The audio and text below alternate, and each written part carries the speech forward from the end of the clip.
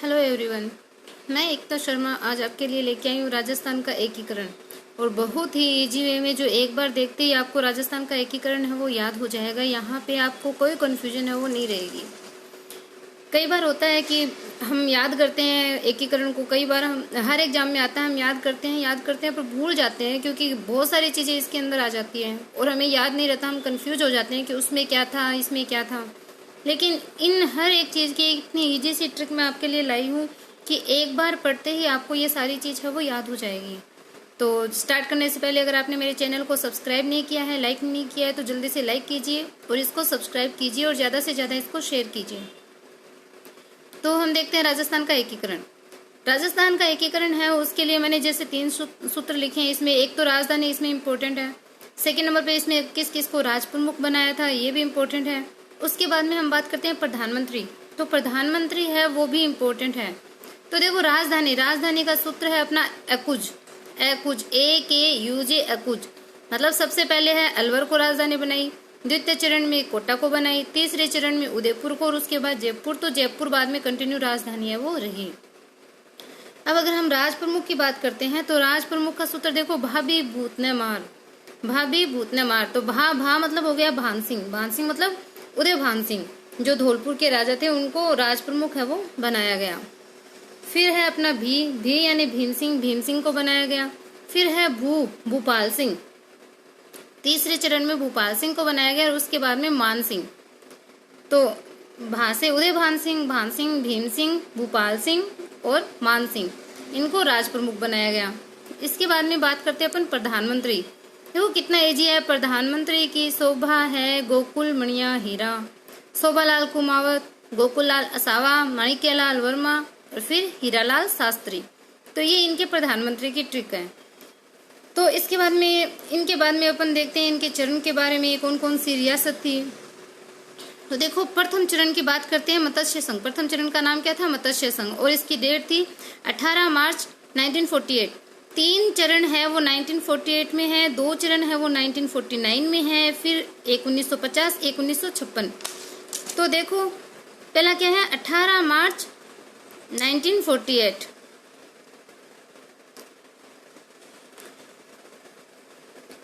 18 मार्च 1948 मत्स्य संघ। और इसकी रियासत, कई बार क्या होता है कि रियासत न पूछ करके यहाँ पे जो चीफ शिप यानी जो ठिकाने हैं उनके बारे में भी पूछ लेते हैं, तो अपने को उसका पता भी होना बहुत जरूरी है। तो देखो इसमें रियासत कौन कौन सी थी? अलवर, भरतपुर, धौलपुर, करौली, ABCD। तो ये जो क्षेत्र है ये आपको याद रहते हैं। वैसे अलवर, भरतपुर, धौलपुर, करौली, और वैसे ही मैंने इसको लिखा है। ये जो चारों रियासत हैं इनको मत्स्य संघ में मिलाया गया। और ये क्या है? ABCD के रूल से आप याद कर सकते हो, ABCD। और इसमें ठिकाना कौन सा लिया गया था? नीमराना। उस टाइम जब राजस्थान का एकीकरण हो रहा था तो 3 ठिकाने थे। एक तो नीमराना था, एक कुशलगढ़ था, एक लावा था। तो ये तीनों चीज है वो भी ध्यान देने वाली है। तो देखो इसमें क्या है? अलवर, भरतपुर, धौलपुर और करौली, जो कि ABCD के रूल से आपको याद हो जाएगी। और ठिकाना जो नीमराना है वो इसमें मिलाया गया था। तो बहुत ही इजी सी ट्रिक है वो इसके अंदर बन रही है। इसके बाद में हम देखते हैं अपना जो सेकेंड जो चरण है राजस्थान संघ यानी इसको पूर्व राजस्थान भी बोलते हैं। तो मैंने बोला कि इसमें 3 है वो 1948 में चरण बने थे। तो इसकी डेट है अपनी 25 मार्च 1948। तो 25 मार्च 1948 है वो आपको याद रखना है। और इसके अंदर देखो रियासत है वो कई रियासत इसमें मिलाई गई थी। तो आपको याद कैसे रहेगी ये सारी रियासत? पहले अपन इसके नाम देख लेते हैं। देखो कोटा, फिर झालावाड़, फिर बांसवाड़ा, बूंदी, डूंगरपुर, प्रतापगढ़, शाहपुरा, किशनगढ़, टोंक, कुशलगढ़। ये कुशलगढ़ है वो ठिकाना था। देखो इसमें नीमराना आपको पता है अलवर में है। तो जब प्रथम चरण अलवर था प्रथम चरण के अंदर, तो ये जो नीमराना जो कि अलवर में है तो वो ठिकाना है वो मत्स्य संघ में मिलाया गया था। सेकंड कुशलगढ़ जो कि बांसवाड़ा का एक हिस्सा है। तो कुशलगढ़ जो हिस्सा था कुशलगढ़, वो बांसवाड़ा जब सेकंड चरण जब बना था तो बांसवाड़ा जब जिस चरण के अंदर बांसवाड़ा है, कुशलगढ़ मान लो बांसवाड़ा में है, तो कुशलगढ़ का जो विलय है वो इस राजस्थान संघ में ही होगा। जैसे नीमराना का अलवर में हुआ, कुशलगढ़ का बांसवाड़ा में। तो इस टाइप से भी आप ये ठिकाने हैं वो याद रख सकते हो। एग्जाम में पूछा जाता है कि नीमराना जो ठिकाना था उसको किस में मिलाया गया, लावा ठिकाना किस में मिलाया गया, तो आपको ध्यान होना बहुत जरूरी है। तो देखो इसमें जो ये रियासत है उसको कैसे याद रखेंगे, कौन कौन सी मिलाई गई, तो इसका ट्रिक देखो आप, इसका सूत्र देखो, कोझा बाबू डूबे पर शाह किशन न टोके, कोझा बाबू डूबे पर शाह किशन न टोके। कोटा, झालावाड़, बांसवाड़ा, बूंदी, डूंगरपुर, प्रतापगढ़, शाहपुरा, किशनगढ़, टोंक, और कैसे आप कुशलगढ़ ठिकाना भी याद कर सकते हो, नहीं टोंक, और ये कुशलगढ़ ठिकाना बांसवाड़ा के थ्रू आप याद रख सकते हो। इसके बाद में देखते हैं अपन तीसरा चरण आता है संयुक्त राजस्थान। वही चीज मैंने बोली देखो 1948 के अंदर, तो ये देखो 18 अप्रैल 1948, तीन अपनी 1948 में है, एक नंबर पे है अपना 18 मार्च 1948, फिर 25 मार्च 1948, और फिर वापस से वही डेट आ जाएगी 18, एक महीने बाद 18 अप्रैल 1948। अब इसमें क्या किया गया, जो राजस्थान संघ है ऊपर, मतलब ये जो रियासत मिलाई गई थी, इन रियासत के अंदर उदयपुर को और मिला दिया गया और ये बन गया संयुक्त राजस्थान। राजस्थान संघ में उदयपुर का विलय है वो कर दिया, और उदयपुर आते ही इसके जो प्रधानमंत्री है वो बन गए माणिक्यलाल वर्मा। तो संयुक्त राजस्थान 18 अप्रैल 1948 राजस्थान संघ। तो यहाँ पे उदयपुर है वो इसकी जो उदयपुर है वो इसकी राजधानी हो जाती है, और प्रधानमंत्री है वो इसके माणिक्यलाल वर्मा। इसके बाद में आता है व्रत राजस्थान। व्रत राजस्थान 30 मार्च 1949, 30 मार्च 1949। और ये जो पी सत्यनारायण राव जो कमेटी बनी थी, उस कमेटी के आधार पर जयपुर को इसमें राजधानी बनाई गई, और जो लावा ठिकाना था वो भी इसमें मिलाया गया। और इसमें क्या हुआ, जो संयुक्त राजस्थान बना था, संयुक्त राजस्थान का मतलब हो गया राजस्थान संघ और उसमें उदयपुर, और ये जो संयुक्त राजस्थान था इसमें JJB को भी मिलाया गया। JJB मतलब जयपुर, जोधपुर, जैसलमेर प्लस बीकानेर, तो JJB को भी इसमें मिलाया गया। तो इसमें जो पी सत्यनारायण राव जो कमेटी हुई थी, उस कमेटी के आधार पर जयपुर को राजधानी है वो बनाया गया। तो इसमें क्या हुआ, जो संयुक्त राजस्थान किससे बना, राजस्थान संघ प्लस उदयपुर। तो संयुक्त राजस्थान में JJB, जैसे मैंने आपको पहले बता दिया, JJB का मतलब हो गया जयपुर, जोधपुर, जैसलमेर प्लस बीकानेर। तो ये चीजें मैं पहले ही आपको बता चुकी हूँ, एक बार फिर आपको वैसे ही बता रही हूँ। JJB आप तीनों जे याद रख सकते हो, जयपुर, जोधपुर और जैसलमेर, और उसके बाद में प्लस बी यानी बीकानेर।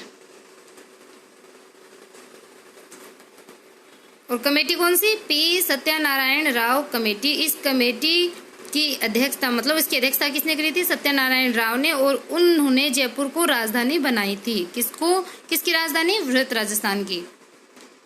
और जयपुर इसमें राजधानी बन गई, और हीरालाल शास्त्री वो यहाँ पे प्रधानमंत्री बने। इसके बाद में हीरालाल शास्त्री ही रहे थे। इसके बाद में आता है संयुक्त व्रत राजस्थान। नाम से ही पता चल रहा है अपने को, संयुक्त व्रत यानी संयुक्त और व्रत दोनों मिल गए थे, इनसे मिलकर के संयुक्त व्रत राजस्थान बने। और जो लावा ठिकाना है वो भी यहाँ पे व्रत राजस्थान में लावा ठिकाना है वो इसमें मिला था। 3 ठिकाने हैं, नीमराना, कुशलगढ़, लावा। तो नीमराना, कुशलगढ़ पहले आ गए, और लावा ठिकाना है वो इसमें मिला था। अब संयुक्त व्रत राजस्थान, तो इसको 15 मई 1949, मैंने बोला कि 3 तो 48 बताए थे 1948, और 2 है वो 1949 यानी 1949 में, एक 30 मार्च, एक 15 मई। तो 15 मई 1949 में संयुक्त व्रत राजस्थान का जो गठन है वो हुआ था। और इसमें जो व्रत राजस्थान था, यानी कि ये जो सारी चीजें थी, उस व्रत राजस्थान में एक जो मत्स्य संघ है वो रह गया था पीछे, मत्स्य संघ का विलय कहीं नहीं हुआ। तो ये पूछा जाता है क्वेश्चन की मत्स्य संघ का विलय है वो कौन से चरण में हुआ, तो 5वें चरण में। संयुक्त व्रत राजस्थान 5वें चरण में मत्स्य संघ का विलय है वो यहाँ पे हुआ है। ऐसा पूछ लिया जाता है कि जयपुर का विलय है वो कौन से चरण में हुआ, बीकानेर का विलय कौन से चरण में हुआ, लावा ठिकाने का विलय कौन से चरण में हुआ, मत्स्य संघ का कौन से चरण में हुआ, उसको क्या नाम दिया गया, कौन सी डेट को हुआ। तो ये जो है हर एक चीज, हर एक लाइन से क्वेश्चन निकल के आ रहा है, तो हर एक चीज है वो आपको यहाँ पे आ जानी चाहिए। 15 मई 1949 को संयुक्त व्रत राजस्थान का गठन हुआ, ये चरण बना, इसमें व्रत राजस्थान जो ऊपर बन गया था मत्स्य संघ इसमें मिल गया। और किसकी कमेटी, कौन सी समिति या कमेटी, शंकर राव देव। यहाँ पे सत्यनारायण राव है, यहाँ पे शंकर देव समिति। उसके बाद में आता है राजस्थान, जनवरी 1950। और राजस्थान संघ नहीं है यहाँ पे राजस्थान संघ या पूर्व राजस्थान, तो अपना द्वितीय चरण था और ये अपना छठा चरण है। उसमें राजस्थान का निर्माण है वो हो गया था जनवरी 1950 और इसमें सिरोही का विलय है वो संयुक्त व्रतन में हुआ था। संयुक्त व्रतन में जब सिरोही का विलय हुआ तो ये नहीं पूछा जाएगा कि सिरोही का विलय है वो कौन से चरण में हुआ, ये पूछा जाएगा कि कौन सा क्षेत्र है वो छोड़ा गया था। छठे चरण में सिरोही का कौन सा क्षेत्र छोड़ा गया, तो आबू और जो देलवाड़ा तहसील है उनको छोड़ा गया। कई जगह इसका नाम दिलवाड़ा भी मिलता है, देलवाड़ा भी मिलता है। तो इस आबू और देलवाड़ा क्षेत्र को है वो छोड़ा गया और बाकी सिरोही का विलय है वो छठे चरण में हो गया था। अब लास्ट एंड फाइनल जो अपना 7वां चरण है, 1 नवंबर 1956 को ये बना था। 1 नवंबर 1956 राजस्थान, अपना जो वर्तमान राजस्थान है, इसमें जो सिरोही का जो आबू देलवाड़ा का क्षेत्र छोड़ा हुआ था उसका विलय हो गया था इस राजस्थान में। और इसके अलावा क्या हुआ था कि ये पूछा जाता है कि सुनेल टप्पा कौन से राज्य का क्षेत्र है, मध्य प्रदेश का। तो मध्य प्रदेश से तो राजस्थान ने लिया सुनेल टप्पा, और जो राजस्थान का जो सिरोंज क्षेत्र था, झालावाड़ के अंदर जो सिरोंज क्षेत्र जो कि राजस्थान का था वो एमपी को दिया गया, मध्य प्रदेश को दिया गया। और मध्य प्रदेश का हमने क्या लिया, सुनेल टप्पा। मध्य प्रदेश का हमने लिया सुनेल टप्पा। क्वेश्चन बहुत बार पूछा गया है, बार बार पूछे जाने के चांसेस भी है। आबू देलवाड़ा का विलय कब हुआ, सिरोही का विलय हो गया आबू देलवाड़ा को छोड़कर छठे चरण में, लेकिन 7वें चरण में ये पूछा जाता है कि आबू देलवाड़ा का विलय कब हुआ, कौन से चरण में हुआ, तो 7वें चरण में। मध्य प्रदेश से हमने क्या लिया, सुनेल टप्पा। और मध्य प्रदेश को बदले में हमने दिया क्या, सिरोंज क्षेत्र। जो सिरोंज क्षेत्र कौन से जिले का भाग है, झालावाड़ का। तो ये सारी चीज़ें हैं वो पूछी जाती है जो मैंने आपको बता दी।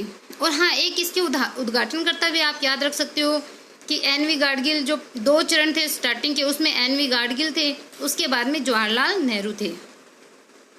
और बाकी मैंने आपको इसकी राजधानी कुछ बताई दी। स्टार्टिंग में अलवर थी, फिर कोटा, फिर उदयपुर, फिर जयपुर। राज प्रमुख के क्वेश्चन आते हैं, भाभी भूत ने मार, तो शुरू में उदयभान सिंह, फिर भीम सिंह, फिर भूपाल सिंह और फिर मान सिंह। प्रधानमंत्री शोभालाल कुमावत, गोकुलाल असावा, माणिक्यलाल वर्मा और हीरालाल शास्त्री। तो ये सारी चीज़ें हैं वो बहुत ज़रूरी हैं।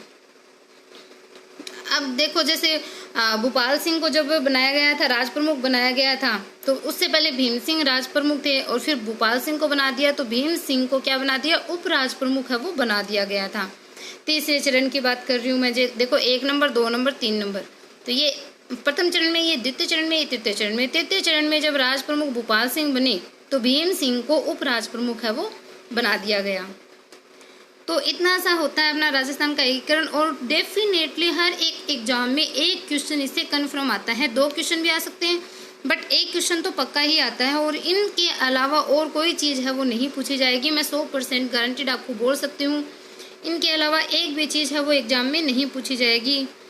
एक बार वीडियो आराम से आप बिना इसको स्किप किए हुए देख सकते हो। अगर देख लोगे तो डेफिनेटली आप क्वेश्चन है वो सही करने वाले हो। 15 मिनट से भी कम टाइम में आपका एग्जाम में एक क्वेश्चन है वो सही होने वाला है। अगर आपको चैनल पसंद आ रहा है तो इसको सब्सक्राइब करना ना भूलें। ओके।